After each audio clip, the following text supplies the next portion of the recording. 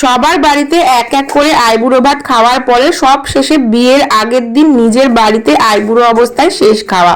আজকে ছিল ভাইয়ের আইবুড়ো ভাত, সেই জন্য রূপোর থালায় সমস্ত কিছু খাবার দাবার সাজিয়ে নিয়ে আমরা সবাই চলে এসেছি। যেখানে বসে খাবে সেখানটাও গাঁদা ফুল তারপরে গোলাপ ফুল দিয়ে সুন্দর করে সাজানো হয়েছিল, আর আমরাও তো টপ টু বটম সেজেই নিয়েছিলাম। ভাইয়ের বিয়ে বলে কথা, সাজতে আমরা কোনো কসুর করিনি, সকালে উঠেই আগে সেজে গুজে নিচ্ছিলাম।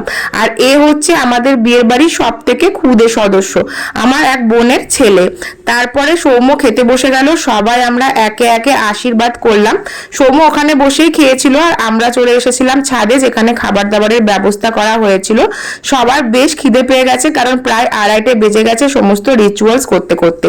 খাওয়া দাওয়ার পর ঘরে এসে দেখি এখানে তো বিশাল মজলিস বসে গেছে, গান নাচ সমস্ত কিছুই চলছে। আর এই মজলিসের মেন অ্যাট্রাকশন হচ্ছে গুঞ্জা আর হচ্ছে তোজো।